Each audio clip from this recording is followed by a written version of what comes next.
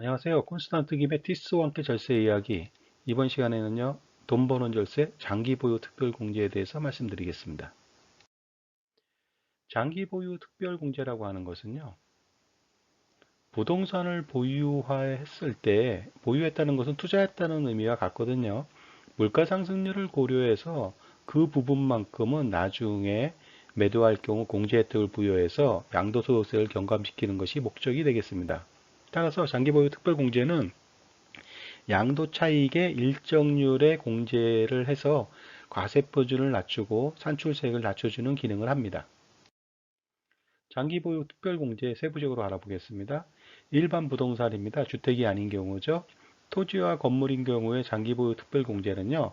3년 이상 보유했을 때는 6%를 공제해주고 매년 2%씩 상승을 해서 10년이면 20%, 15년이면 30%를 공제해줍니다. 물론 15년을 초과한다 하더라도 30%가 맥시멈이 되겠습니다. 따라서 양도차익이 1억 원이 발생했는데 15년 이상 보유했다. 그러면 양도차익 1억 원에 30%니까 3천만 원이 되겠죠.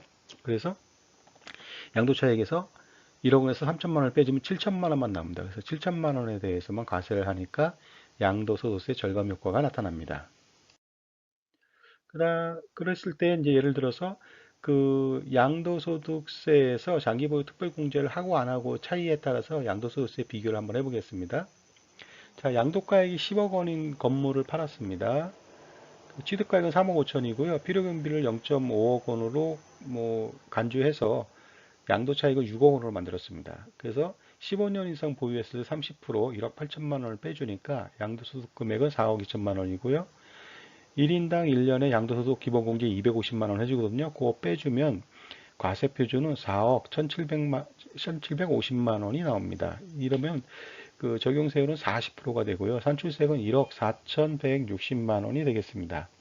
지방소득세 10%까지 감안하면요. 결정세액은 1억 5576만 원이 발생합니다. 이에 비해서요. 장기보유 특별공제를 한 푼도 받지 못하는 경우를 한번 예를 들어 드리겠습니다. 또 동일 조건으로 매각했을 때 3년 미만 보유해서 장기보유 특별공제를 하나도 받지 못했습니다. 이렇게 되면은요. 양도소득 금액은 6억 원이 되고 250만 원 기본공제 빼주니까 과세표준은 5억 9,750만 원으로 불어났습니다. 적용세율은요, 42%가 되겠죠. 산출세액은요, 그래서 2억 1,555만 원이 되고 10%까지 감안한다면 2억 3,712만 원이 돼가지고요. 그 양도소득세에서 장기보유 특별공제를 하고 안 하고 차이는요, 무려 8,135만 원이나 됩니다. 그러니까 장기보유 특별공제를 통해서 양도소득세를 절세할 수 있다는 것을 절감할 수 있겠죠. 1세대 1주택도 장기보유 특별공제를 해줍니다. 물론 1세대 1주택 비과세인 경우에는 장기보유 특별공제가 의미가 없지만요. 고가주택 9억 원 이상, 9억 원을 초과하는 주택을 매각했을 때는 초과분의 양도차익에 대해서는 과세를 합니다. 과세를 할 경우에 바로 장기 보유나 아니면 거주를 했을 때 장기 보유 특별 공제를 해준다는 거거든요. 자, 2020년도 기준 보겠습니다.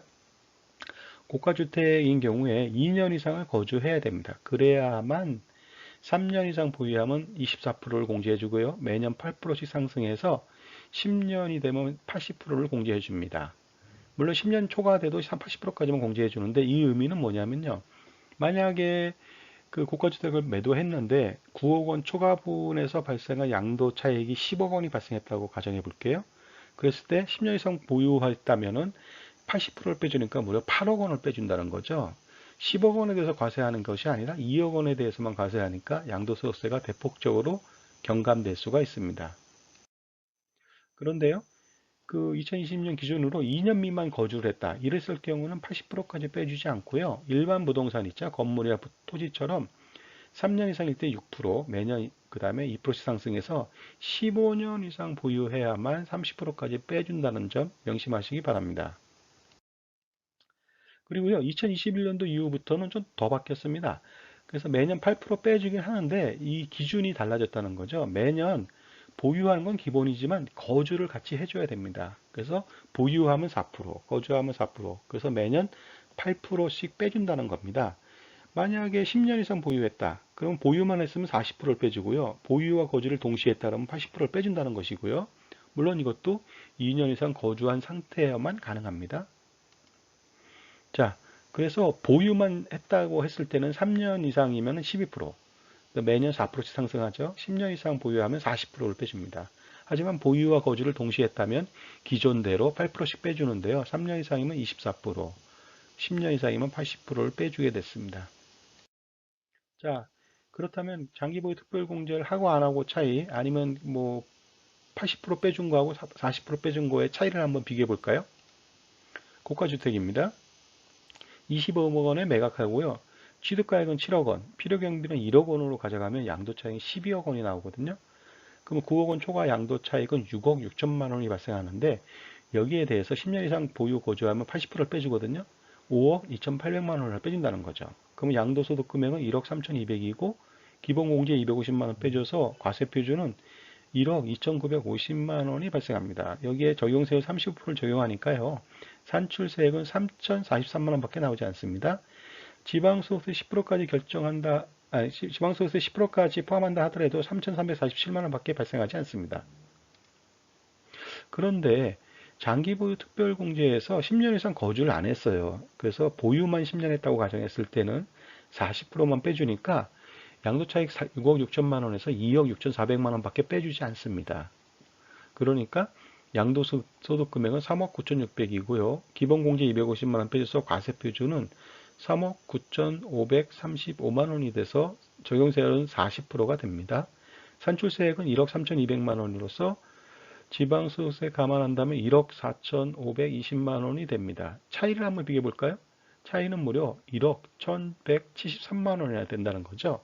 따라서 2021년도 이후에는요, 1세대 1주택이라 하더라도 고가주택인 경우에는 10년 이상을 보유하고 거주해야만 반드시 80%까지 빼준다는 점 명심하시고요. 그렇지 않았을 때는 양도소득세에서 굉장히 많은 타격이 올 것으로 판단합니다.